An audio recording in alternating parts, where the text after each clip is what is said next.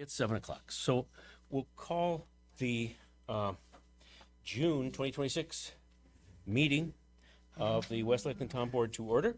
First order of business will be the Pledge of Allegiance.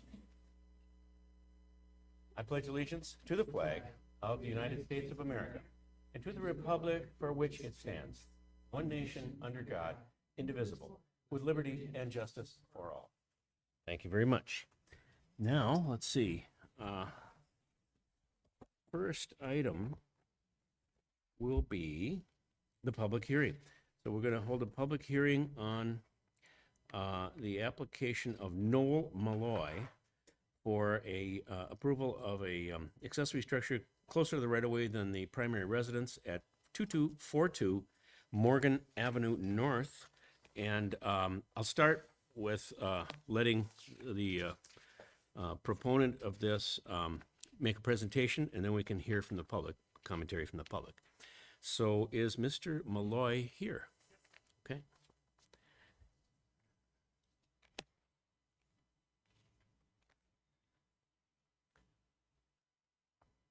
So we're proposing on trying to get approval to get the garage in that location within the setbacks of the property. And the reason? The reason? It's the only place we can. It's the only place we've been allowed to put it. We've been told that that's kind of pretty much the only place we can put it. Who told you that? Well, we tried to move it up, have it up closer to the house and less out of sight, but we were encroaching on the setbacks.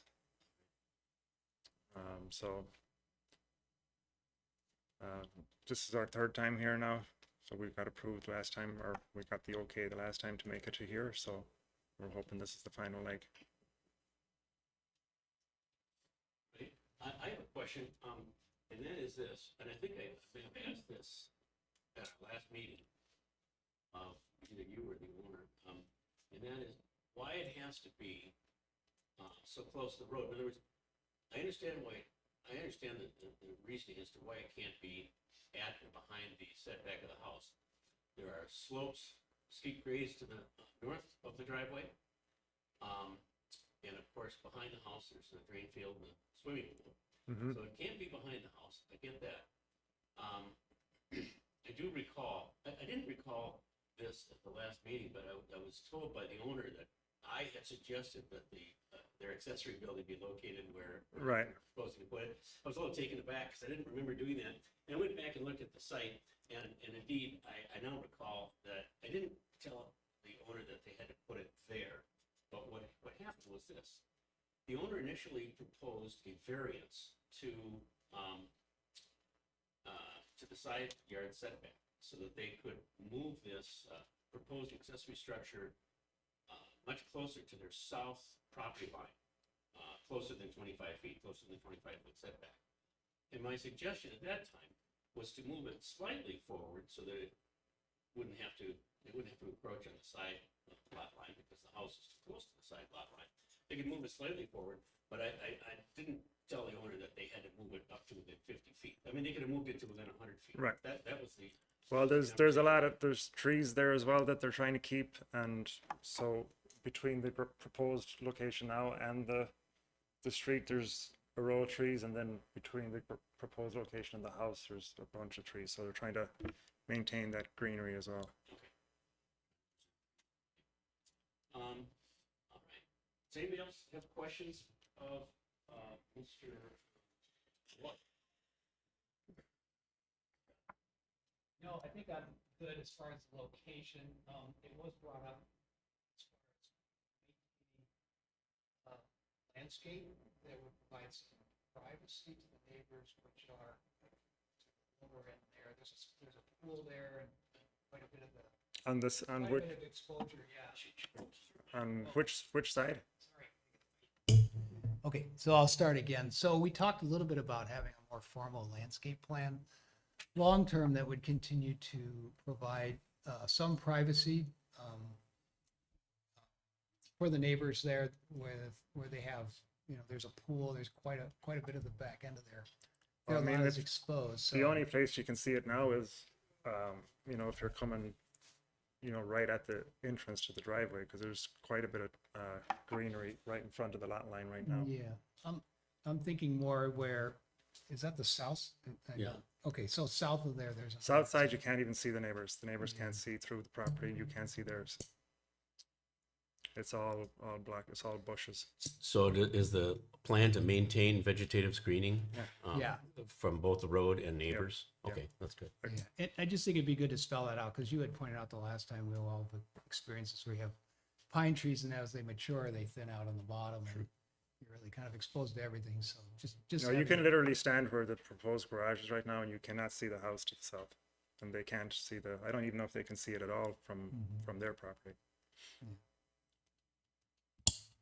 Mr. Chair, Yes. if I might add, there is a condition in the proposed resolution that requires the owner to maintain existing vegetative screening that screens the garage from the neighboring properties. Okay, good. All right, thank you. Another question I have is it the intention to have the, colors and siding material and design matching that of the house? Yeah, yeah. There should be drawings there with the siding, the type of siding, and it all just matches the existing house. Okay. And so is- it's a pretty garage, you know. sounds like it. And so is that also If you part of keep the going there, you should probably see something. of the Yeah, conditions? you mean you can see that all that siding detail matches the house. Yes, Mr. Chair and Board, the architectural style and color of the garage must match that of the home on the property as determined by the town's building inspector. That's Okay. how it's stated. Thank you, Troy. Thanks. Anything else you'd like to add, sir, before we, Not at the moment. okay. I assume the planning commission has probably had a chance to consider this? Could we hear the planning commission's position on it?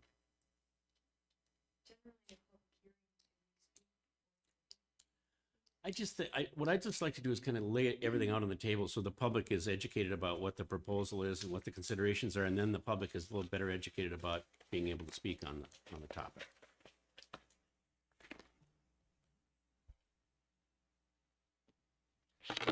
Yes, the planning commission did look at this proposal for the accessory building closer to the road. Also, our planner, Kim, had done a report on that, and we covered this in our April meeting, which is why it came forward to you last month to get approval to move forward to the public hearing.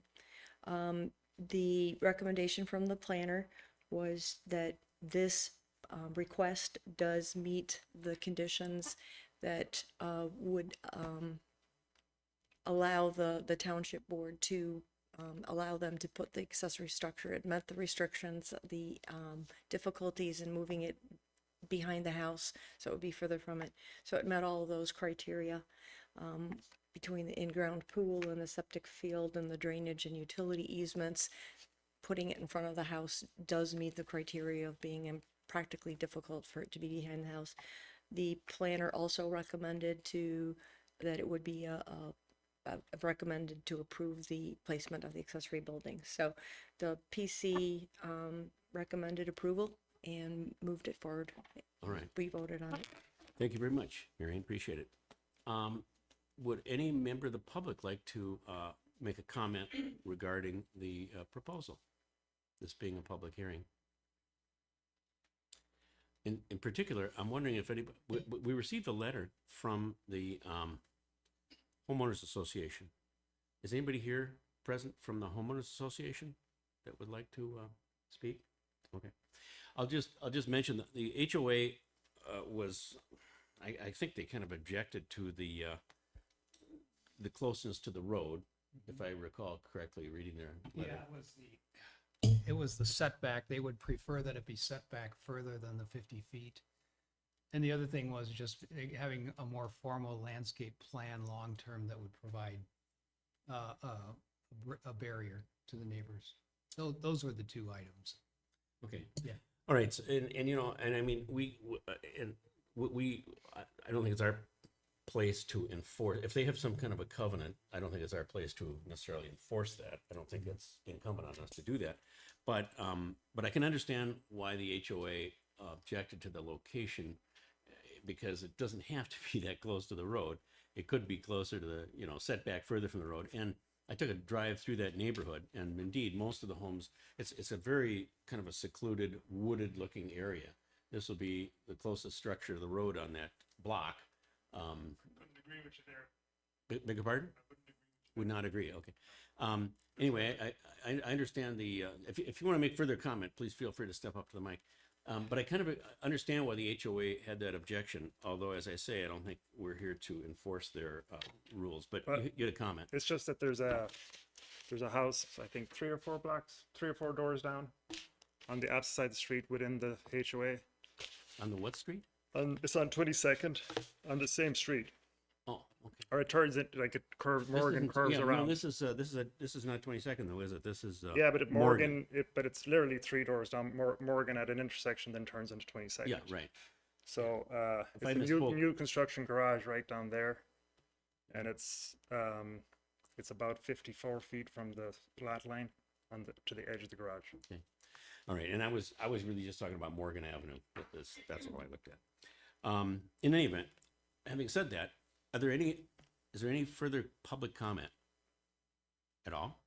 And if hearing none, we'll close the public hearing and move to consideration of the request. And so let's do that. And John, do you have any other discussion or anything you'd like to sort of that you think would be important to add to the conditions or anything of that nature? No, not at this time. No, I think we've covered it. Assuming the conditions have covered the vegetative screening requirement, I don't think I have any additional conditions either to put on it. So I'll move that we approve the request to locate the structure closer to the right-of-way than the primary residence, and also that we adopt the requirements that are contained in the draft resolution.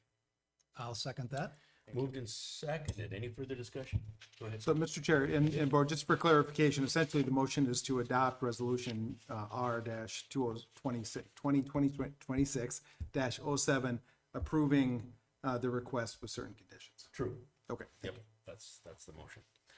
All right, any discussion? Further discussion? Hearing none. All those in favor say aye. Aye. Aye. Opposed, no. Okay, the motion carries, so we'll get that resolution off to you. Okay, thank you. Okay. Next item on the agenda, approval of minutes, first from the special meeting, which was held on May 11, 2026, to consider a web host for the township. Beg your pardon? May 27th. Oh, okay. May Yeah, 27th. May 27th, right. All right, I didn't have any changes, although I think you may have had some. I did. I forwarded some changes by email earlier today. The document has been updated based on our review, so we're good there. And then I added the action item, which was Rachel, working with Carrie, would move forward to contact the 2 preferred vendors that we'd like to have demonstrations from, and so we can continue evaluating and get to a selection. So that will be added to the minutes. All right, well, I'll move that with those amendments that we adopt those minutes then. I second that. Moved and seconded. Any further discussion? Hearing none, all those in favor say aye. Aye. Opposed, no. Okay, those are adopted with those updates. Let's see.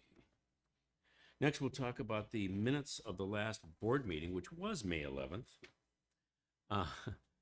And I think I maybe had a couple of little typos. On page 2, under consideration of St. Croix Montessori, the third paragraph down, Supervisor Dana asked, it says aside, it should say asked about what could be considered as conditions. And the other change I had was on page 3, there's a paragraph about Amrise, and I just think Amrise is misspelled. It should be Amrize, I believe. I think that's the spelling. Okay. Other than that, I had no changes. Any changes from you, Bill? No changes from me. Okay, so with those amendments to the, and corrections to the minutes, I would move that we approve the minutes of the May 11th meeting. I second that. Moved and seconded. Any further discussion? Hearing none. All those in favor say aye. Aye. Aye. Opposed, no. Okay, those minutes are approved. Then we move to the treasurer's report and payment of the bills. Good evening. In the month of May, the township recorded $38,049 in receipts. 8,000 came from building permits, 5,000 was from a pool fence escrow, 120 for utility permits, $26 from a data request, and $24,900 for interest. The township paid out $76,900 in disbursements, 8,772 for payroll, 7,941 for the meager and gear legal litigation, 11,226 for town law center legal, 22,182 for Miller excavating for sweeping and a remainder of snow plowing. Tennis recycling was 8,190. Washington County was 2,310 for salt and sand, and building inspections 6,801, bringing the total current assets at the end of the month to 5,274,704.58. All right, thank you. I will move that we accept the treasurer's report and approve payment of the bill. I second that. Moved and seconded. Any further discussion, questions? Hearing none, we'll need a roll call. Supervisor Evans, Aye. Chairman Wussberger. Aye. Thank you. All right. So that passes. Planning Commission report.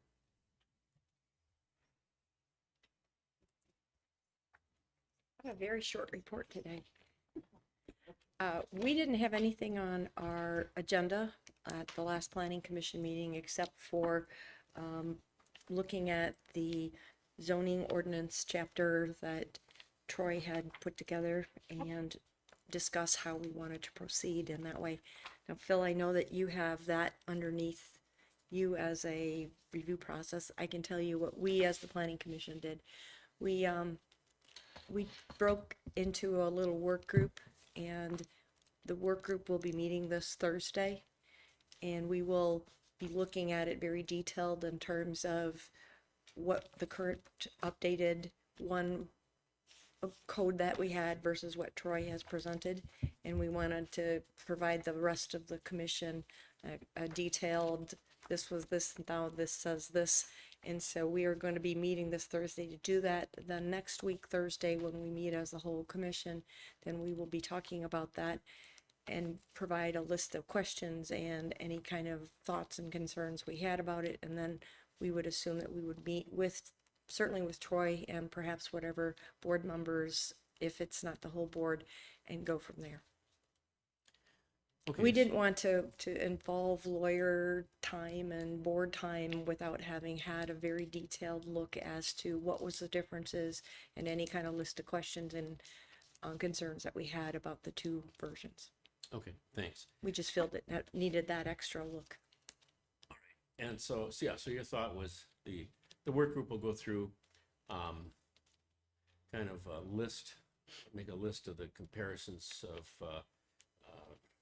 the various versions of the thing, and then present that to the planning commission. The planning commission will then have a discussion about that, generate some questions perhaps for council and so forth, and then I guess. And then it's we'll kind of have up discussion. to you as the board as well as Troy in terms of availability and how to meet. Right. I wanted to minimize the time that we involved all of you. So that's why we wanted to meet first and be much more organized as to where our questions and concerns were before we proceeded forward with getting with Troy and you guys to do the final version that we want to move forward. Okay. I understand. Now, here's my question for Troy. I think in the past, you had kind of suggested, it had been your thought that it might be helpful for you to be there when questions arise to kind of answer them on a kind of a real-time basis, so to speak, so that, we didn't have potentially a protracted back and forth on Q&A. But I mean, what's your reaction to this? I mean, I kind of defer to your judgment a little bit. And I'm not quite so concerned about the cost, because this is a one-time expenditure, and it's a very important thing that we need to work through. Once we're done, we'll have a much improved, and coherent ordinance. But what's your thought on that? I mean, do you think do you still feel that there's an advantage to having you there to answer the questions as they arise, or do you think it's better to have the more of a considered Sure. approach like that? Yeah, well, thank you, Mr. Chair. And, I think the approach of having the group sit down and go through it first, understanding there's quite a few changes. So I would, I guess, caution you against trying to identify every single change, because that's going to be a very laborious undertaking. I would encourage the work group to focus on the policy issues. Is something missed? Are the regulations somehow different? And I can tell you some of them are than what is in there now, and how are we comfortable with that? Do we have questions that generate from there? And so if you put that together, I think, to get to your point, Mr. Chair, is then maybe once you have an opportunity to put that list together of questions, give me an opportunity to review it, and then maybe we have a discussion. I would just, some of them may be easy to answer. The why question, perhaps I can answer pretty quickly in some cases. I would hate to have the whole planning commission spend a lot of time, and this work group spend a lot of time kind of gnashing on those things if it's fairly easy to answer. And so perhaps, this is just an idea, but if you go through that and come up with that list, give me an opportunity to look at it, maybe I can participate via Zoom to a meeting and just kind of run through those questions with you, and with the hope that I can give answers to, well, hopefully all of them, to hopefully get that work group in a position where it can narrow its issues that then can be forwarded to the planning commission. I just, this could take months, and I'm hoping it doesn't do that. So I'm just trying to think through ways, it took me months, of ways to try to shorten that time. But also understanding, please, everyone, we don't go from this to a final version. I mean, there's still going to be some iterations of this to get it to a place where everyone's comfortable with it, or more, obviously the board has to ultimately be comfortable with it. I mean, I could certainly, once our work group meets and looks at it a little bit more detail, because we got this a few days before the planning commission meeting last month, and there's no way that all of us would have gotten through that, which is why we decided on a work group. Dell has gone way out of his way to look at the two versions and come up with a side-by-side comparison as to what's different and what isn't. And that's what the work group will be working through on this Thursday. Certainly we could fire off questions towards you if there's something that we feel, that we can do that. And if anything, if you would want to attend via Zoom the following planning commission meeting, we could also share with other planning commission members before our next meeting next week, Thursday, as to what the sub work group ended up with. And that is an option, Troy. I don't think that would be an issue, right?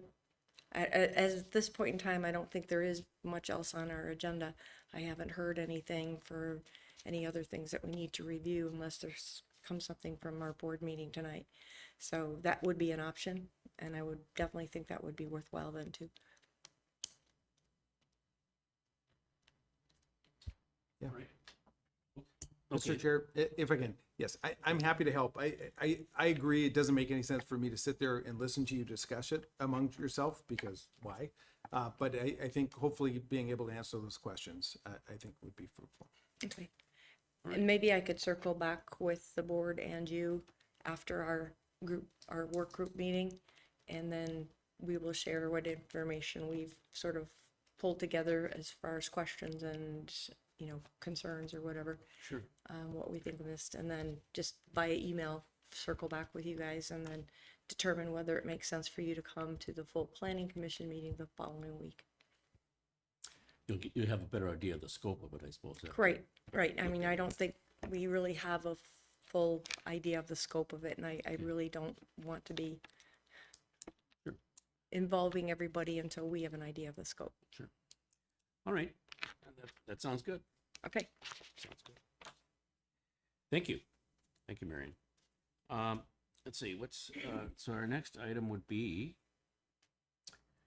is the, now we're going to continue our discussion of the St. Croix Montessori proposal from our May 11th meeting.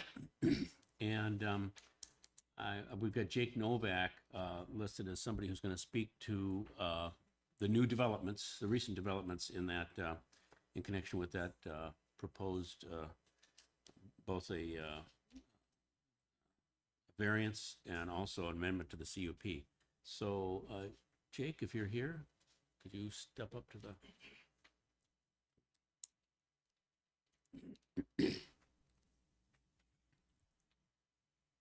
Hello. Hi.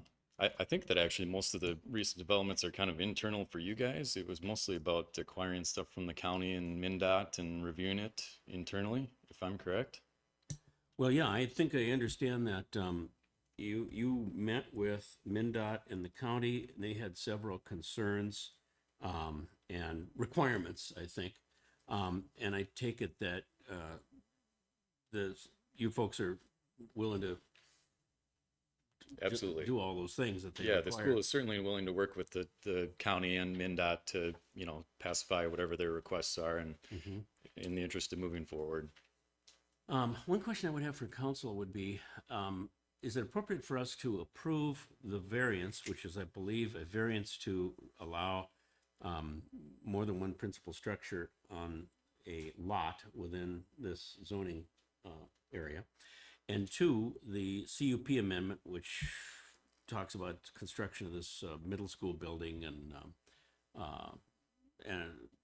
it also reiterates certain caps on enrollment and things of that nature.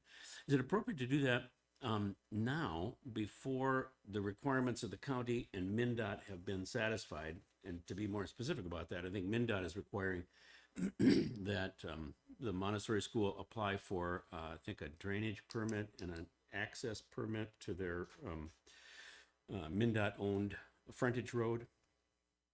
I can't remember exactly what That's correct. Yeah, I But can't. those have both been applied for. Applied for, but Yeah. not granted. Not And granted. So that's my question, is it appropriate to approve this contingent on those being granted, or do we wait until they're granted? Yeah, so, Mr. Chair, that's a good question. I have always been of the opinion that you have an application in front of you, you need to review it under your code and make a decision under your code, without trying to guardrail identify and satisfy all other requirements that may exist out there. I mean, there's situations where you may be dealing with a range, or I should say the landowner may be dealing with a range of federal, state, and local requirements.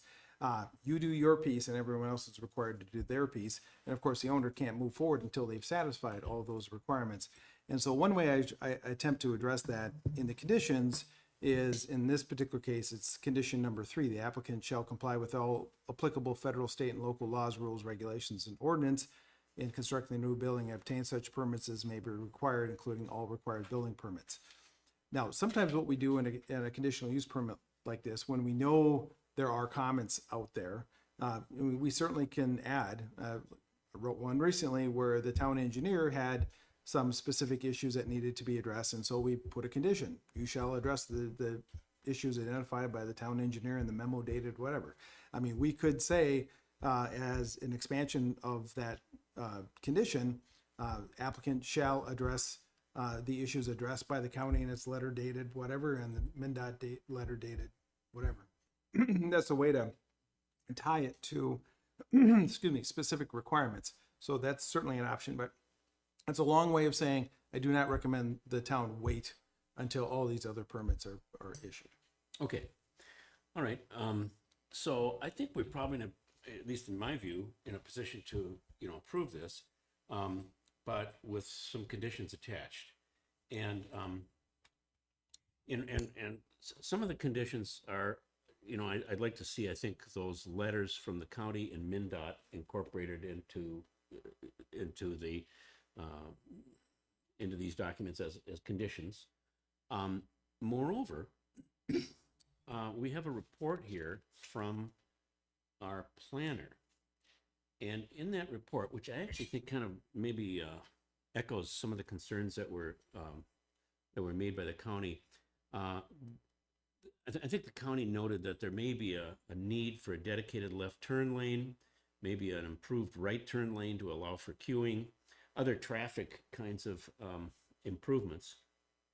And well, I guess maybe this is another question for council, but I mean, if we approve this, can we say as a condition that should the county determine that some of these traffic control measures become necessary, that those future determinations made by the county will be conditions under which the CUP operates? So in other words, if we approve it now, can we make the continued approval or the continued compliance with it contingent on complying with whatever the county says is necessary for traffic controls in the future? Mr. Chair and Board, I am concerned that such a condition would be too speculative and open-ended, vague to the point of being unreasonable if challenged. And so I wouldn't recommend that. I mean, the idea is the application is before you now. You have to look at the conditions and potential impacts of it now. And I would be real hesitant to attempt to tie this to some future determination. Okay, and the same kind of question, I assume maybe I get the same answer, but the planner talked about the fact that it may be possible that in the future there would be a requirement or it'd be advisable to install an internal roadway between the two campuses in order to avoid some of the traffic between the two. And even to flesh that out a little bit, there was a concern expressed by, I think it was the county, that if indeed it's true that many of the parents, will have children in both the lower school and the middle school, and the school drop-off times will be staggered, there's actually going to be kind of a larger increase in traffic, according to the county's, guess, I guess, potentially anyway, because when students are dropped off at the lower school and then their sibling has to be dropped off at the upper school, there will be traffic between the two areas there that will not be internal to the property, which will kind of increase the traffic burden on both the state-owned roadway and the county roadway. And I believe that the thought on the part of the planner was that at some point in the future, it might make more sense to have an internal connection between the two to alleviate that traffic burden on the surrounding roadways. But there was one other option too, which was a more developed walkway between the schools could also be Yes, my understanding the walkway is already Yeah. in place, right? Yeah. There's a walkway in place? There is a walkway in place. I guess the one comment that I would have is when you initially approved the CUP, when we put up the school building, it was for 200 students. We're not increasing the number of students we're asking for in this CUP. It remains the same. So whether the 200 students came to the regular school, main school building, or we have 175 students at the main school building and 25 at the farm, because that's the total number of students we would have, we're not changing the number of students that were in the original CUP that was granted by the township.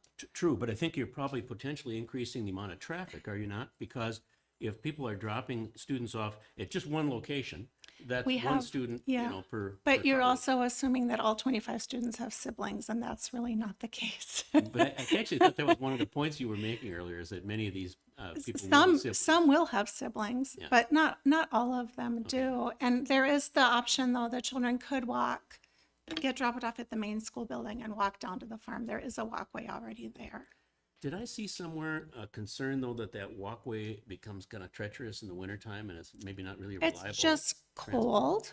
Yeah. It'll be cold and it'll be wet, really wet for the children when they walk on really rainy days. Rainy days, yeah. But we're an outdoor nature-based school. The children go outside even if it's 0 degrees. If that was the condition, we would meet that condition. I would prefer it wasn't, but if it were, we would of course meet that condition. All right. And, and it's, I don't want to put words in our planner's mouth. The planner said that additional improvements may be needed, which would include the installation of an internal roadway between the two campuses, depending on how things pan out. Once again, though, Council, I take it that that is a condition that we really cannot impose in amending the CUP. Would I be right or wrong? Well, go ahead. So, Mr. Chair, I mean, just generally speaking, you have the right to impose conditions. The fact that they come in for amendment does kind of open the whole property up to review again. But all conditions need to be reasonable. And as I understand it, and I'm not saying therefore this is unreasonable, but I understand the applicant said it would be incredibly difficult and expensive to construct an internal road connecting the two. So that starts a smack of, if you push that as a condition, is that crossing that boundaries of unreasonableness? And I'm not saying, or into unreasonableness, I'm not saying it is, but that would be the consideration. And again, if that's tied to future concerns that aren't, reasonably anticipated right now, I think that raises additional questions and concerns. Thank you. Thank you for that. All right, so any other comments that you folks would like to make at this point? Any questions that you have, John? No, but I probably should make a few comments. So I was curious after our last meeting, there was a lot of talk about traffic and flow of traffic and drop off and pick up. So I did go over and I did observe in the morning, a couple of different mornings, watch the drop off. I watched pick up in the afternoon. And I remember it was a pretty intense conversation in regards to, there was lots of situations where there was left turning coming out of the parking lot and traffic. The other thing that was mentioned was the speed limit was 55. It's actually 50. And then there's a 30-mile-an-hour zone in the middle, which creates quite a speed bump, actually. And so it wasn't quite what I was hearing based on what I saw, what I observed. So my question is that typical in your opinion of what I? Yes, it's very typical. I'll tell you, the days that we have the heaviest traffic are the first week of school when parents are trying to figure out how the drop off works and we're trying to recognize who the new children are to call them to their car. But that's very typical. We even brought a video if you had needed to see it. I'm glad you saw it. It is not, there's not people queuing up. It's not out into the road. I think this parking lot solved all the issues that were really in front of us when we put the new building up. And so that was another thing I was going to ask is I heard that they were queuing up on the shoulder. Does that occur? Typically, like I said, the first week of school, you will see some queuing. So that's okay. Yeah. Okay. And I would expect that some of that traffic would defer to the frontage road now. It really takes us probably about a week just to get the rhythm of everyone doing what they're supposed to do. Okay. That's all I have for comments. Okay, thank you. Yeah. I have two additional questions. Well, one of them is, I'll just direct this to council. Does the proposed resolution approving these embody the conditions that are recommended by the planner? Mr. Chair and Board, yes, that is the intent. Okay. We keep an eye. Again, if the board would be inclined, I have language that if you want to add to condition number 3, that talks about compliance and obtaining other permits, including addressing the issues raised by the county in its letter dated May 21, 26, and the letter from MnDOT dated June 1, 2026. All right, well, I will move that we approve the CUP amendment and the variance, subject to compliance with those requirements, as you just outlined. And all the other requirements that are currently contained in the proposed resolution. I would second the motion. Moved and seconded. Now I'm going to add one little piece of discussion here, and that is this. Maybe this is directed as a question, but I note that the planner indicated in her report that in light of some of the applicant is proposing to pave and better define the entrance and circulation system in the lower campus. So is that a requirement, or is that just a plan on the part of the applicant? It's a plan on the part of the applicant. Plan on the part of the applicant. Should that be a requirement, since it's kind of forms some of the basis of the planner's conclusions? So, Mr. Chair, it's not currently a condition. Then I would move that we go ahead and make that a condition. It doesn't sound like it's a burden because you're planning on doing it anyway. Yeah. So I would move that we add that as an additional condition then, the paving and better defining the entrance. And that kind of ties in with the entrance permit that you're going to be doing for MnDOT anyway. Correct. I think, right? So do I have a second for that additional? Yes, I'll second that. Okay, move and second. So all those in favor of that additional requirement, please say aye. Aye. Aye, opposed, no. And now we'll vote on the original motion, which was to approve the amendment to the CUP and the variance with the conditions as noted. Once again, any further discussion on that?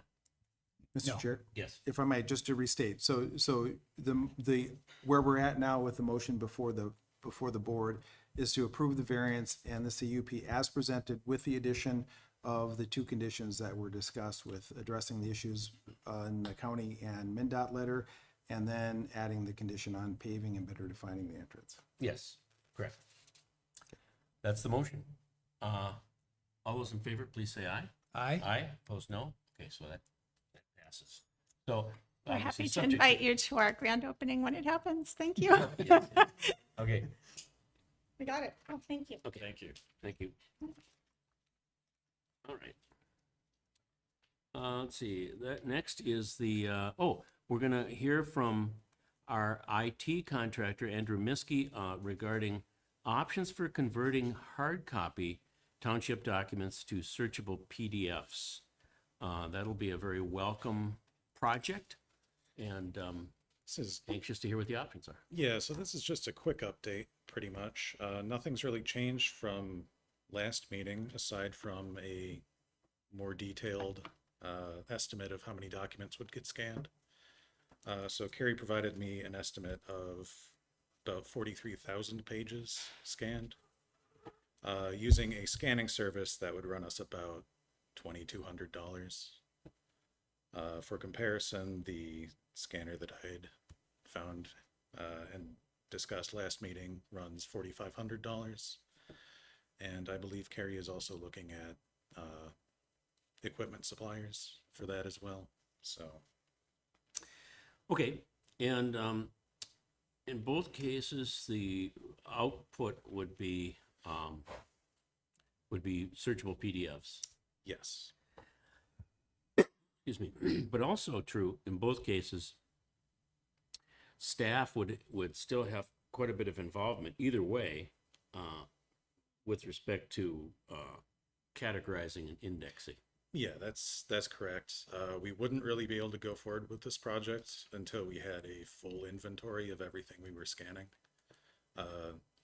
Like this $2,200 estimate is just an estimate. It's not a quote. I can't get a quote because we really don't know what we're scanning yet. Right. So So, I had a question. did you say 43? How many? 4,300, 4,500? 4,500? 43,000 Oh, pages. 43,000, that's Yeah. what I thought you said. Yeah. Okay, so Pages. that's the complete, so to speak, paper archive that we have now that we need to scan. Is that correct? That's everything? Correct, and it's Okay. probably more, but we Right. need to decide all of the documents that we want to scan. Okay. Some of them we not want to scan. And so as far as scanning, that would be, for that 43,000, it would be scanning, indexing, tiling, Just scan. just running it through a Yeah. scanner. Any processing would have to be done beforehand. Because any processing that this third party does runs up extra costs. So that Okay. wouldn't be part of the estimate. So then that is contingent on us making sure that we identify each document, title them, And that'll have to happen no categorize matter them. what. Yeah, and we would do that. Yeah. Is there an option to have the vendors do that? no, because they don't have any context for what any particular document is. Is it possible, as an example, I'm wondering if maybe it would be a good idea to contact somebody else that's been through this, or as far as like another township. The Eagle Scouts, they would, well, we have to identify these, and we have to, we have to create, The inventory the inventory, yeah. comes first, yeah. I would suggest we might want to call records management at Washington County, because they go through this constantly. Okay. That might give us some direction. I mean, I'm sure they'd be willing to help.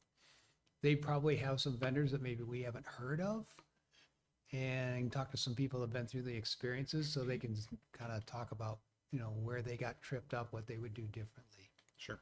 I just think that would be a good step to take. Certainly, they've had to go through much bigger projects than Yeah. we can possibly imagine. Yeah. So that would be my suggestion. Yeah, it sounds like a reasonable next step, maybe check with the county, see how they did it. Okay. And, any of their towns, I mean, Troy, you work with some other towns, do you know of any who've gone through this process, or is this kind of new ground that you're aware of? Yeah, so Mr. Chair, I can't think of any right off the top of my head. I mean, they all struggle with this issue of trying to get their arms around the paper they have. I'm not aware of any that have hired outside help. The recollections I have are, we need a scanner and we'll do this when we have time, which means it never really gets done. Yes. Good effort and those sorts of things, but it remains largely undone. Although it does work a go forward sort of thing. Most towns are doing a pretty good job of getting their arms around the stuff they have now and are creating moving forward. Yep. It's the boxes in the closet that are hard to get to. Sure. And I mean, as far as moving forward, now correct me if I'm wrong, Andrew, but I mean, I think a lot of entities, business entities and government entities, scan paper that comes in on an ongoing kind of real-time basis. They just scan it right when it comes in. They open it up in the mailroom and they scan it. I would assume so, yeah. And then obviously an ever increasing amount of data comes in electronically, which is handy, but doesn't solve all your problems necessarily. But yeah, you need a scanner to do that. Scan everything as it comes in. And you're faced with the same kinds of logistical, challenges of, indexing and organizing this material. But obviously it's a much larger scale when you're talking about the historical documents. Anyway, yeah, if you can maybe sample some other government entities who have dealt with this and in this conversion and so forth, it might be helpful just to see what kind of experiences they had, just as John mentioned, I think. Yeah, I'll see what I can do for that. Yeah, and we'll get our arms around it, as Troy says, and move forward with it. Okay. But I kind of think it might, I kind of lean towards getting a scanner, basically, because we're going to have to do this on an ongoing basis, too. I mean, in an ideal world, you just say, don't ever send us anything in paper again. But people are going to do that anyway. And some people just aren't going to be able to comply with electronic requirement. And certain forms of communication are just always going to need to be scanned. So I don't know. Yeah, I would agree. We probably do need a scanner, but I would say we want to try to measure between, what do we get for scanning the 43,000? What's that investment to get the project done? Versus the cost of a scanner where we get bogged down and now we're trying to do this and then it becomes an ongoing kind of a slog, right? So that, you get good value out of investing in getting things done. And then as far as a scanner you need in the future, the burden is less. So now it's just when documents are coming in fresh that we maybe don't need to invest. As an example, we talked about $4,500.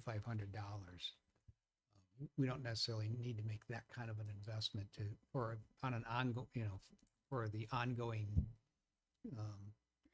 capacity that we need to scan. Yeah, my only concern with that is that from what I've been able to tell, there's just really cheap scanners and nice scanners, and there's hardly anything in this middle section. And I don't have a lot of faith in the really cheap section of the Right. We market. probably have that now sitting in the meeting room there. Yeah, Yeah. part of a all-in-one printer. Okay. An all-in-one printer. I bet it can fax too. Maybe, I don't recall. All in one, yeah. Well, anyway, okay. All right. Thank you for your efforts on this. Appreciate it. No problem. All right. Let's see. Okay, yeah. So, next would be, next is the microsurfacing project that we're going to do this summer. The first of our two main road projects. And, go ahead, Chad. Yeah, good evening, Chair and Board. Thanks for having me.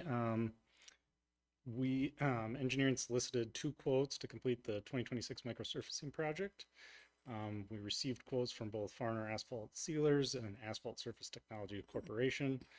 Farner Asphalt Sealers were a low quote for both the base bid and alternate bid. They're pretty much right on with the CIP budget of $130,000 when you add in all total costs. So here tonight to request the board to accept the quotes and award a contract for the 2026 microsurfacing project to Farner Asphalt Sealers for both the base bid and the alternate bid. For the total contract amount of $111,605.60. If you were to move into construction, I also have included an amendment to task order number 4 for Bolton and Mink to complete construction services in the amount of $8,000. As just a kind of stepping back, the alternate that was included in the quote package was for Old Ridge, some cul-de-sac warranty work that Minnesota Paving Materials needs to complete. We worked with them on the concept of bidding out the microsurfacing of that cul-de-sac as a part of this project, and they've agreed that they would accept responsibility of paying for the cost of microsurfacing that cul-de-sac, and it'll be pulled out of their retainage that we're holding from them. Yeah, and can you refresh my recollection on, so this is the north end of Old Ridge, it's the cul-de-sac, and what was it that was deficient that's going to be rectified by the microsurfacing? Yeah, if you were to look at the cul-de-sac pavement, especially on the west half of it, it can happen sometimes in cul-de-sacs where the roller pulls up some of the fines, so you have a more exposed aggregate look. And when you have too much separation or too much large aggregate at the surface, it offers the opportunity for water to sit in those holes and kind of make that pavement not last quite as long. The microsurface would be a structural repair that would seal that, smooth it, and rectify the correction Okay. needed. And I'm just curious too about this, but is there any thought that cul-de-sac, that the thickness of the bituminous that they put down is insufficient, or is it just that the surface has been roughed up and we need to microsurface that to rectify that part? There's no concern on the thickness of the pavement of the cul-de-sac. okay. We're talking about, quarter-eighth Yeah. inch fines that probably got pulled off with the roller operation maybe sitting too long. So I'm not concerned about the structural integrity of the pavement. Okay, great. That sounds like a great fix then. All right, well, I will I'll move that we proceed with accepting the Farner bid and also approving the Bolton Mink work as requested. I'll second that. Moved and seconded. Do we have, do we need do we have a resolution or need one for this? All right, then I will, any further discussion? No, John, any questions? no questions for me, no. Okay, so then I will entertain a roll call vote then. Supervisor Evans, Aye. Chairman Musburger. Aye. Okay, thank you, and thank you, Chad. Anything else on the front burner? That'll do it. We open bids tomorrow morning on the mill and overlay project, so hope for good numbers. And All right. I'll report back when I know more. Great, thank you. Okay, moving along. Okay, yeah, so we were going to talk a little bit about the AmRise 5-year CUP approval. So I think Washington County did approve it. I mean, it sounds like their Planning Commission Advisory Committee approved the renewal of the 5-year CUP. I think some of our residents were present at that public hearing, and my understanding is they expressed their desire for the hours of operation to be rolled back to 7 a.m. to 7 p.m. And it sounded to me, based on what I read and heard from residents, that the county didn't feel that they had the authority to roll those hours back, and that they went ahead and approved the 5-year CUP. But it's a little confusing to me also because they approved the 5-year CUP with 7 a.m. to 7 p.m. operating hours, but then also said that, or intimated anyway, that the county or that the township's expanded hours that it had approved some 11, 12 years ago would govern. So I'm a little unclear on where that all stands and what our options are here, but I defer to council to maybe kind of fill in some of those gaps for us, or at least give us some idea where we might proceed. Yeah, so Mr. Chair and board, it is a bit of an odd situation with, in my experience in another town I represent in the county, both have a 5-year recurring permit that's required. So the permit is up both in the county and the town level in the same year, needing to get the township a permit first and then go to the county and obtain theirs. And of course, the owner then is subject to the conditions placed on each of the 5-year permits that are issued. And I can tell you from experience, over the years, at least the township permit gets longer and longer as conditions get added to it. If people complain, the town moves to try to address those issues, and just experiences of any use, whether it be gravel mining or any other use, commercial use, that over the years things come up, more population, more issues to address. It appears your town does not have a 5-year renewal, but the county does still, obviously. And so the issue comes up, the interplay between a permit that was issued by the town several years ago and amended a number of times versus this 5-year renewal at the county level. And does the 5-year renewal somehow reset it, the issue for the town as well? Or is it just purely at the county level? So in other words, it's open the opportunity for the town to reconsider the hour issue based on the county's new permit, because the town previously issued an amendment based on a permit that was in effect at the time at the county. That's no longer valid. That's gone now. And so the question is, does the town have this renewed opportunity to say, that was then, this is now, there's a new county permit? Do we have an opportunity to say we're going to stick with the hours of the county or somehow adjust that? I can't tell you I've landed on an answer on that yet. And I can also just tell you, of having done this a long time, there's not going to be a rock solid answer on that one way or the other, but it's, we can go down that road if the board so desires or not. So right now, I guess where I'm at, or my recommendation to the board would be, if you're interested in pursuing what your options are to affect the hours of operation different than the last amendment of the board, which, as I understand it, was intended to be a temporary authorization, but it didn't say that explicitly. Would you want me to look at that and bring something back at your next meeting? Or do you want to leave that issue live? Well, right, oh, thank you, Council. Yeah, I think that in view of the fact that there seems to be pretty unanimous support on the part of the residents who have expressed an opinion, and several of them have strongly expressed their opinions to us, folks would like to see those hours rolled back to 7 a.m. to 7 p.m. It seems to be a unanimous desire on the part of residents who have expressed an opinion. And so I think on that basis, we should explore that anyway. And so, yeah, I think maybe taking a look at what the options are, maybe in potentially even in coordination with the county or the county attorney's office, because I suppose they've kind of weighed in on this. I had a conversation with a fellow at the county. It's the person that their planner, Daniel Elder, that's his name. Conversation with Daniel Elder a few weeks ago, and I think he intimated that he's relying on opinions from the county attorney. So maybe it might be profitable to, coordinate with the county, or at least sample their thoughts on the matter or something like that.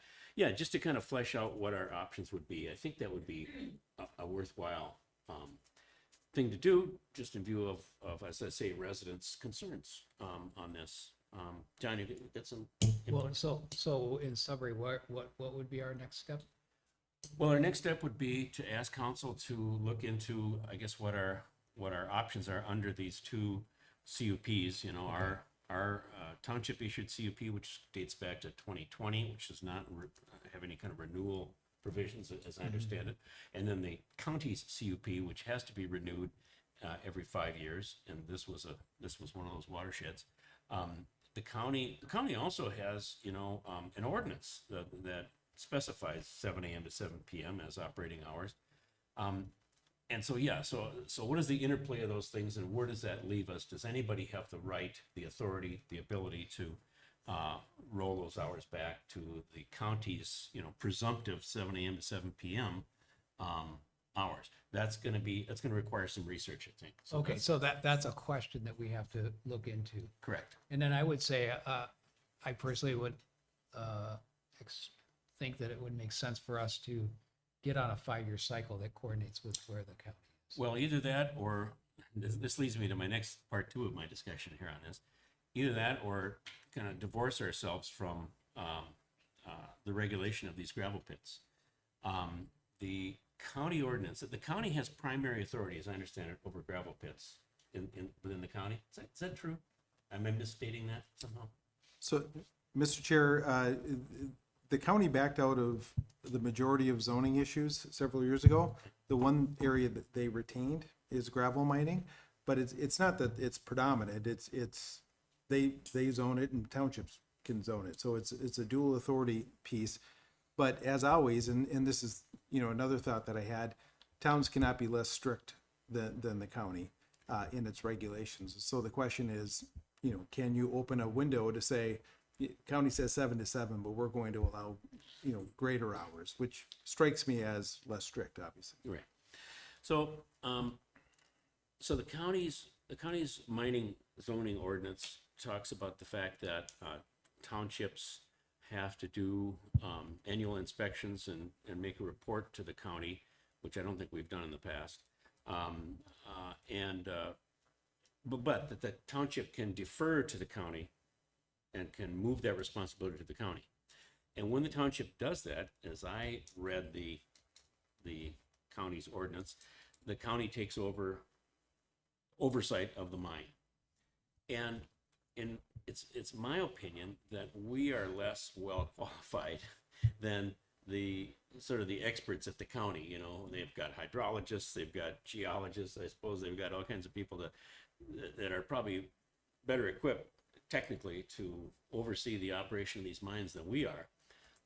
My understanding is Stillwater Township has done that, stood aside and allowed the county to oversee the mines in Stillwater Township, and I think maybe one other township in our area has done that too. can't remember who it is. I don't know if you have that experience or not with any of yours, but some townships have taken the county up on that offer that's in their ordinance to allow the county to undertake that responsibility.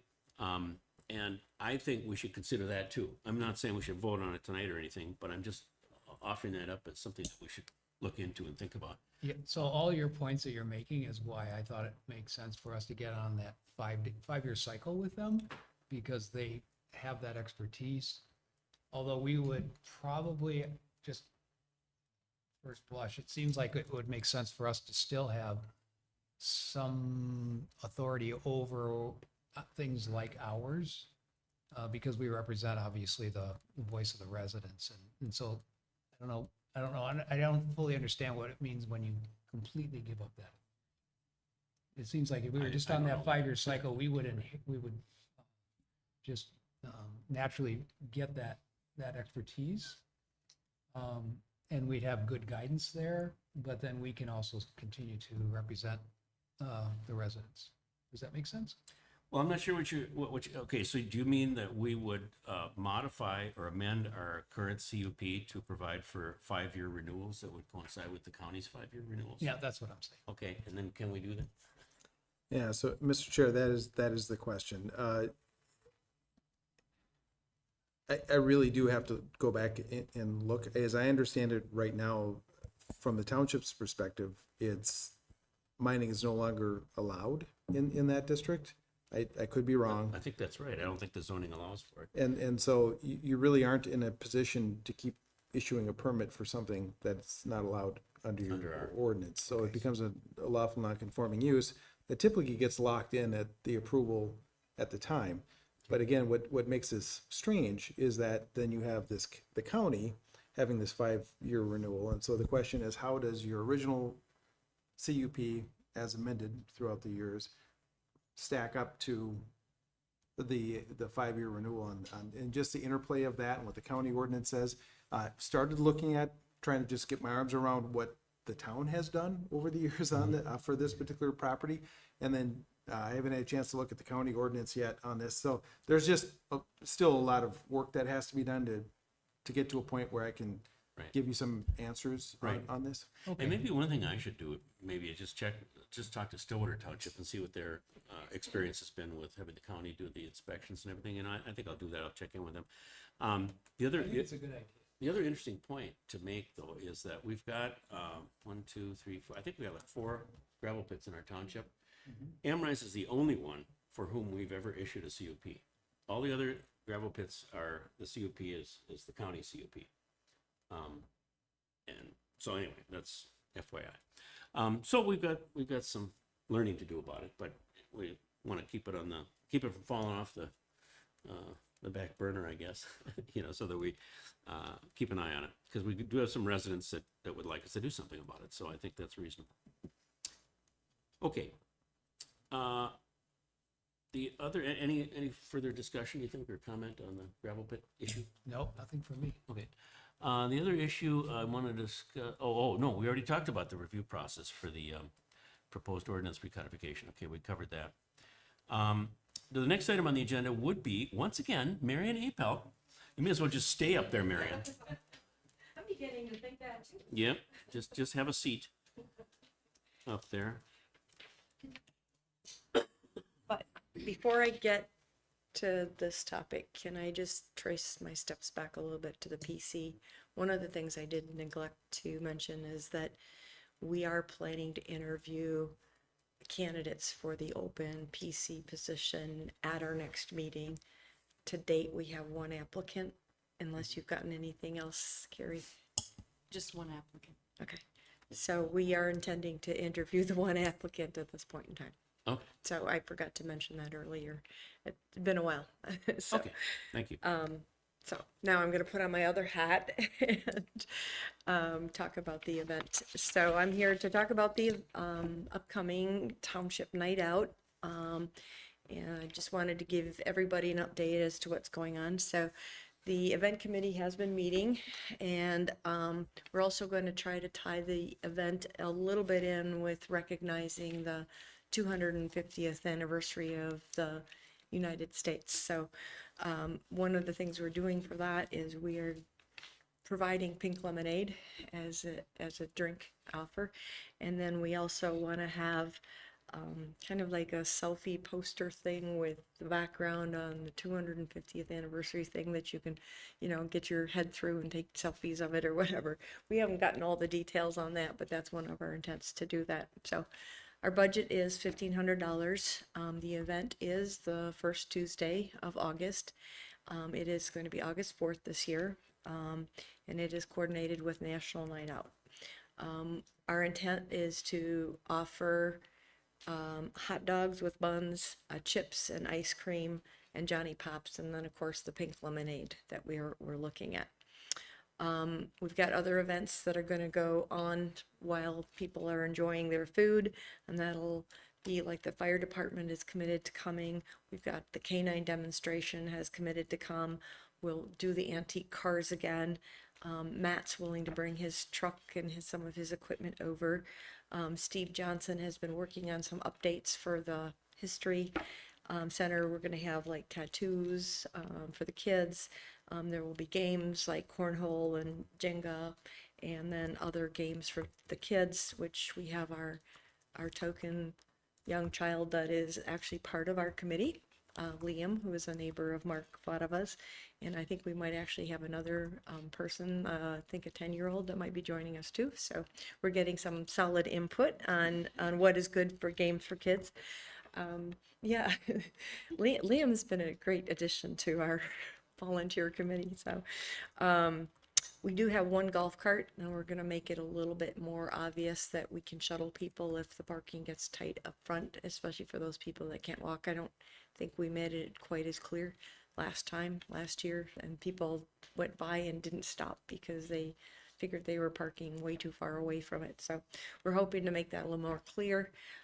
We do have the newsletter coming out within the next week or two, hopefully, fingers crossed and toes crossed, and that we'll have a big blurb in the newsletter about the event. We also are going to have some more educational, informational things set up.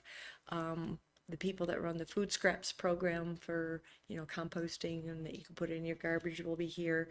The DNR is going to be here, and they'll have all kinds of interesting things, even for kids, to talk about fires and, that kinds of things. The Metropolitan Mosquito Control people will be here to talk a little bit about mosquito control. John has, no, oh yeah, they could, in little jars or something like that. And then John is gonna do an updated poster on updates on some of the noxious weeds. And one of the other things we're looking into is there is a food truck that it would be a pay-for food that would, be able to be in our parking lot, but it would be something that people would have to pay for. And the one food truck that we've been talking to, it's called Mini Mauve, and they offer pancakes and frozen drinks and things like that, but people would have to pay for that separate, and they have to be licensed themselves, etc. So that's what we're looking at. Did want to ask Marcia a question because the food caterer, they're not being catered, but I mean, we're buying the food. Can we submit some of these invoices in July so that when they show up in August, we can pay for the vendors?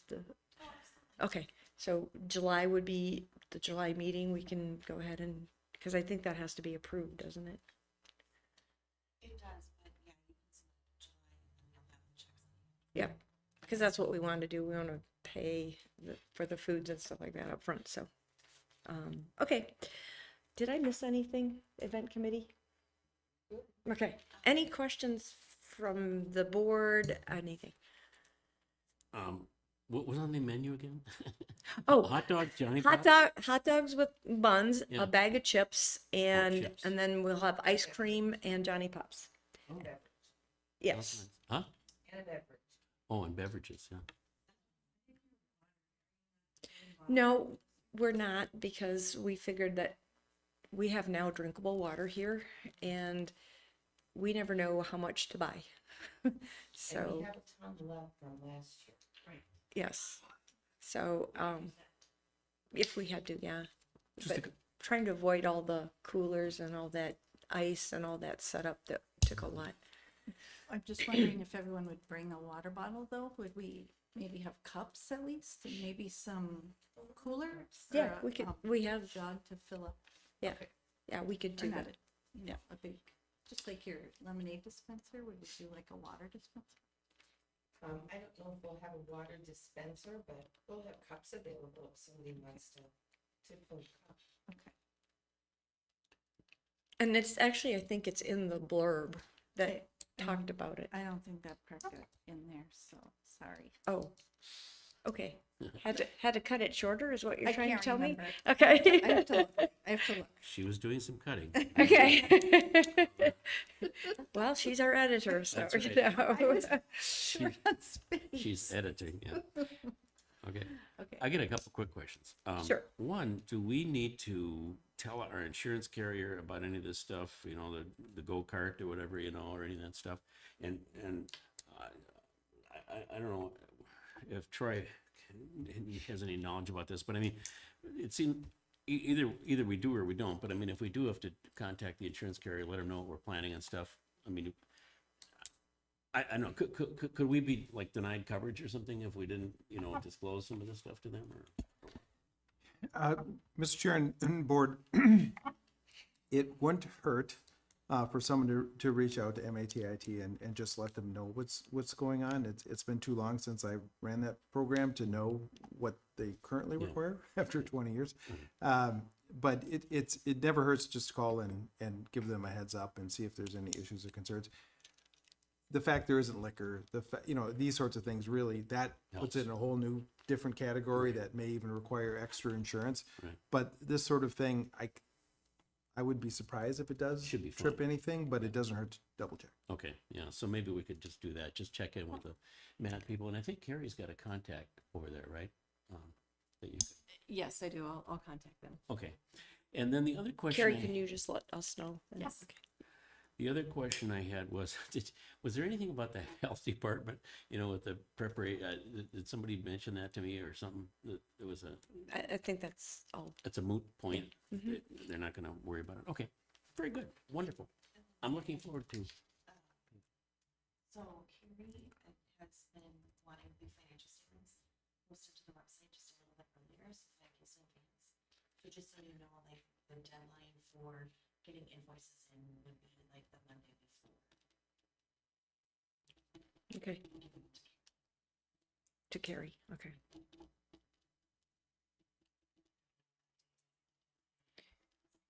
Next meeting would be July 2nd.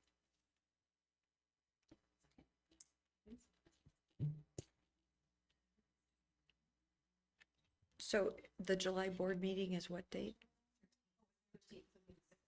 Okay.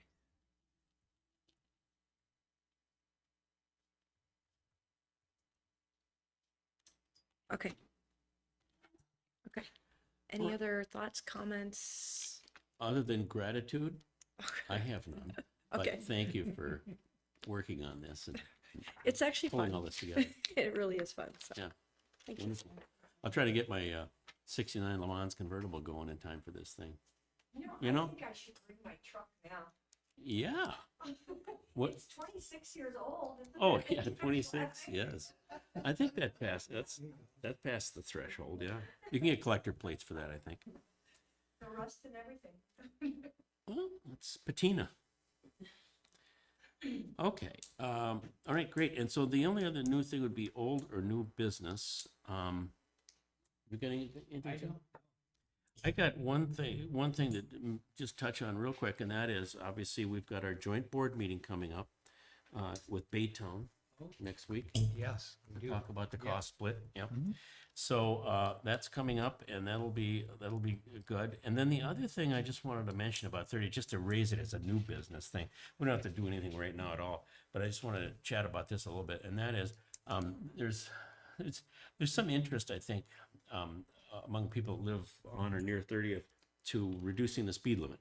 Now, the speed limit right now on 30th from Neal east, well, it varies a little bit, but it's mostly 45 miles an hour from Neal to the east, until you get to Oak Green, and then I think it becomes 35, as you proceed east from Oak Green, and eventually I think it's 30 when it does the twisty, turny, windy thing through the Baytown Woods there.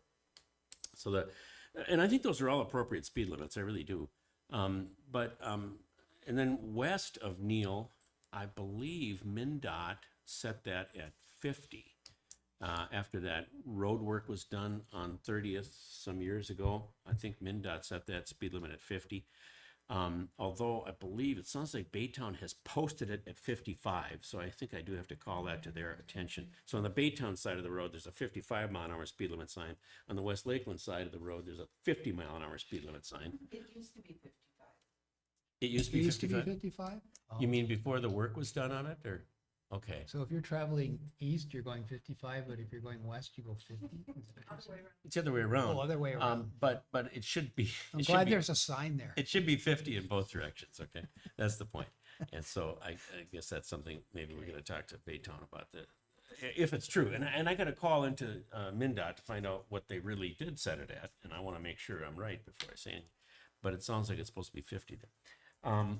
But then the question is that stretch between Neal and Oak Green, should that stay 45 or should that be 35? I think we could make it 35, but I'm going to defer to council once again for his opinion on this. But I think we can make it 35 if we want to, because I believe the density of housing along there it's 300 feet between driveways, 300 feet or less for a quarter mile or more. And I think when you look at the driveways along that stretch of 30th, I think it qualifies for the 35-mile-an-hour treatment if we want to do that. But I suppose one of the things I'm curious about is how much real support there is for that, among residents. We got some residents right here that can comment on it. And then the next question is, could we actually do that? Do we have the authority to do that because of the density of the driveways? Yeah, so Mr. Chair and Board, from an authority perspective, the way I've seen this done and recommended it be done in the past is to have the town engineer do a review and actually do a memo to the board saying, I've reviewed this stretch of whatever and have determined that the roads are, or the driveways are, meet that standard. And then if it does, then I prepare a resolution that for the board to act on to designate 35. And then the speed signs go up and it becomes an enforceable speed limit, assuming it meets all the criteria of the statute and all that. And they've changed that so often over the years. I just don't have that off the top of my head. But if we determine in the review that yes, then I would put the resolution together and you folks can make the decision. All right, and I appreciate that, Council, but, and I think it may be premature to actually do that right now, because I'd really kind of like to hear from maybe more residents that live around there and see what people really think. But that's something we could consider doing, I guess. And maybe we should, think about it. Comment? I'm back again. I travel that section of 30th quite frequently because I go between Neal and over to Oak Green, and I know it's listed as 45. I rarely go that fast. I'm usually around 40 miles an hour because you can't always see when you come over the hill as you're coming down some of the driveways. So I would be okay if it was changed, but like I said, I rarely go 45 anyway on that road. But that's me personally, because there's too many, like you said, Phil, there's a lot of driveways that come out and you can't see them all, so. Okay, thanks, Marianne. Okay, well, I think that does it for old or new business, but it's already time for the public comment period, so. I do have a little new business. Okay. Is that okay? Sure. I just wanted to mention that I have a 7-year-old laptop that's really been acting up. Its battery life is horrible, goes from 40 to 0, just like that. I got the red screen of death about 2 months ago, which made me very concerned, and it's super slow. So I was wondering if I could get permission to explore with Andrew's help some possible new replacement options going forward. Just curious, is your computer running Windows 11 or is it still on Windows 10? I don't know. think Well, I mean, it's- that would make a more compelling argument because Windows 10 isn't probably secure anymore, I suppose.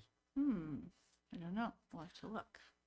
We can have Andrew look at it, but Okay. But I think, maybe we should just have Andrew take a look at it and then if he thinks needs to be replaced, we'll replace it. Okay.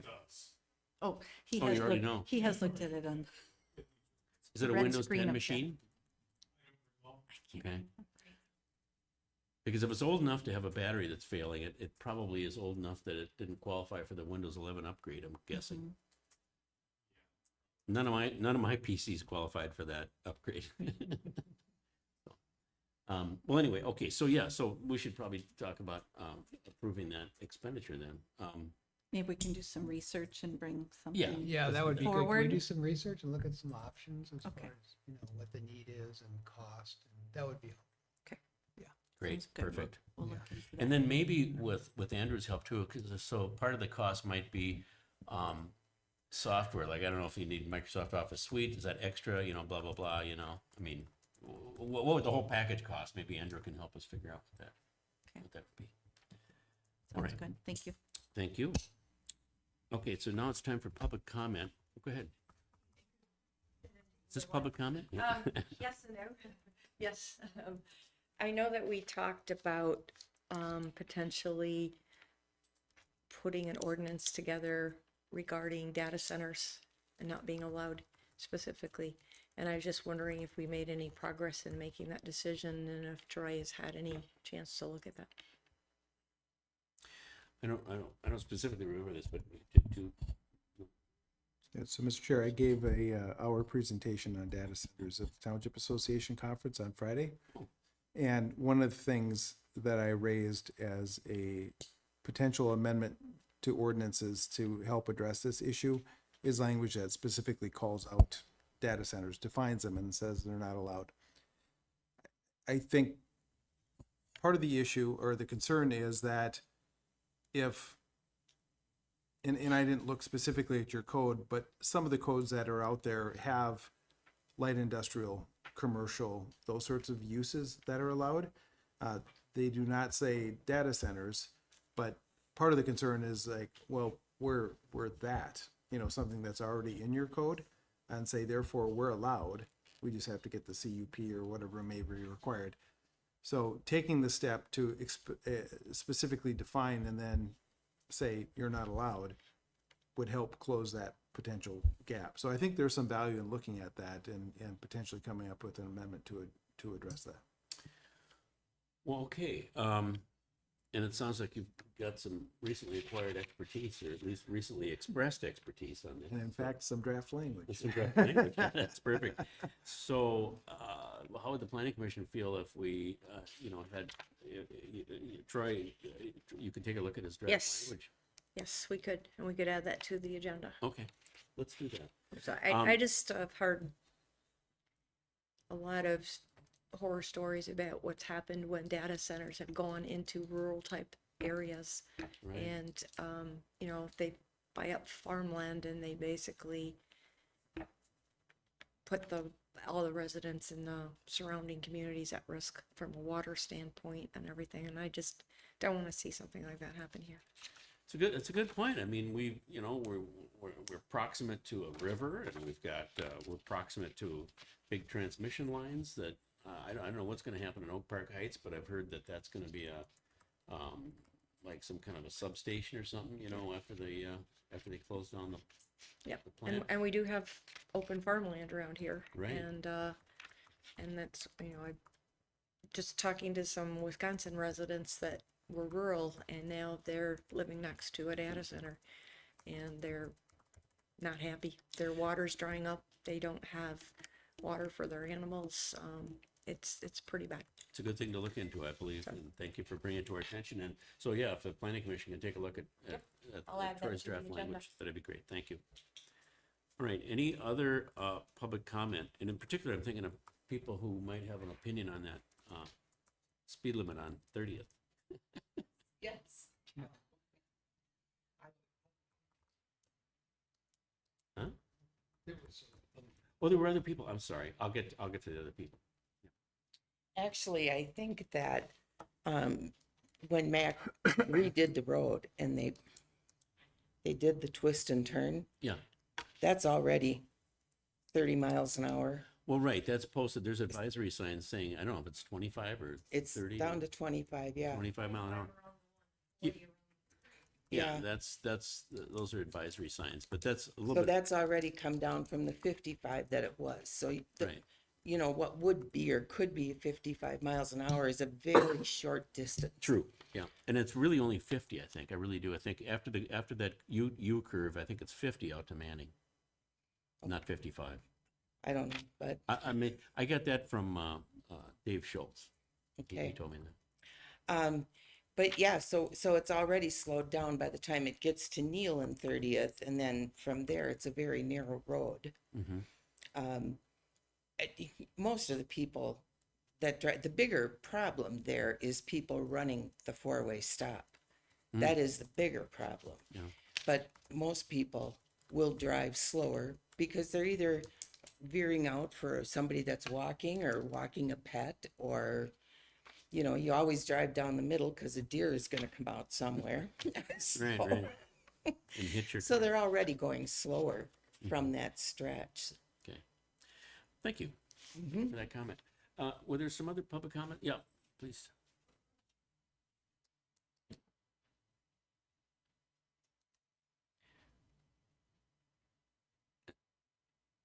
And I mean, Betsy knows who those folks were, but could you state your name and address for the record? Yeah, Heidi Wolf, 1258 Stagecoach Trail North. Okay.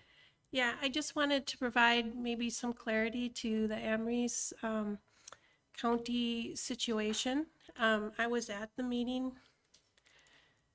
at the County Planning Advisory Board had.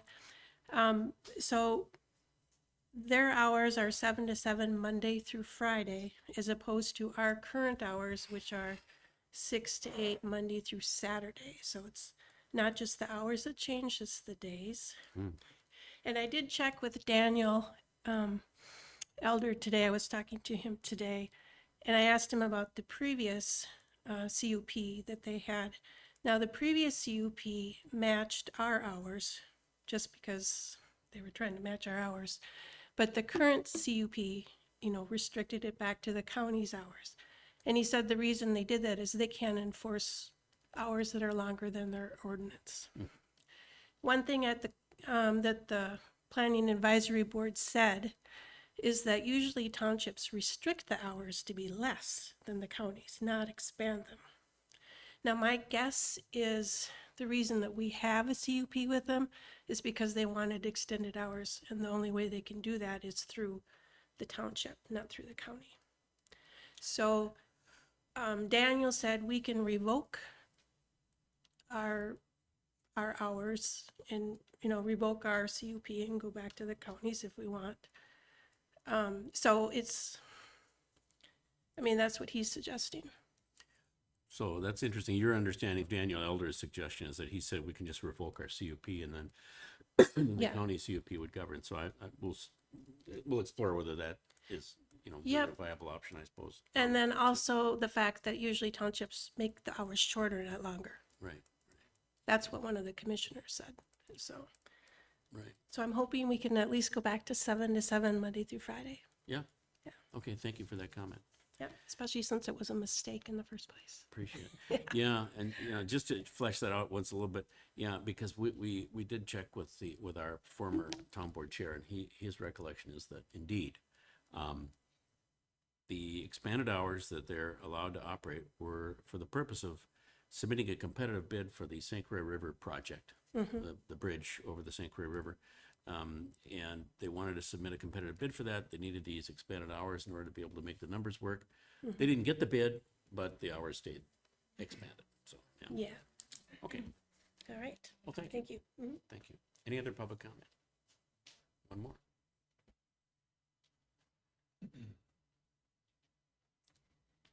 Lori Evans, 13959 17th Street North.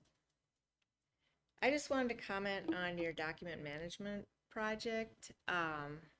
First, I would highly recommend working with Washington County's records manager. I've worked with them over the years when I worked at Washington County on our document scanning projects. They can educate us on the rules on what needs to be kept and for how long it needs to be kept and things that shouldn't be kept, because if you're keeping documents longer than their expired date, they become a liability to the township. The other thing I would recommend is hiring a vendor to do the scanning, because it's going to be way more cost effective than trying to have our current staff scan everything in and index everything. With the scanning companies, you don't have to touch every document. You just hand them like your file of building permits. Even if you have them by year, you just hand them all the building permits. And then you just tell them how you want them indexed. You want them indexed probably by permit type, you know, year, month, day, maybe the name, address, maybe the inspector name, however you want them indexed, however you want to search them. And then they just scan them in, and their equipment grabs the information off and puts the index on all those documents. It works so well that I just think that it would save us a lot of time. It'd be less expensive. The only time you might have to touch documents is if they look at your files and go, oh, you need to clean these. Like, is there a bunch of paper clips on them? Or is there a bunch of Post-it notes all over them? Or you have notes taped to them? Anything that's going to maybe get caught in the scanner and not be able to run through. So that's all I wanted to say, was just make those comments and tell you that it's way more worth it to have the vendor scan them than to try to do it ourselves. Right, thank you. Thanks for bet. your comment. Appreciate it. Any other public comment? Anything at all? If not, I would entertain, no, I'll even make a motion to adjourn. That's a good idea, so I'll go ahead and second it. Okay, moved and seconded that we adjourn. Any discussion? Anything else anybody needs to cover? If not, all those in favor say aye. Aye. Opposed, no? Okay, we're adjourned. Thank you very much. Thank you all for coming. And, let's see, I need to. Yeah. Yeah, now we'll get together soon. Yeah.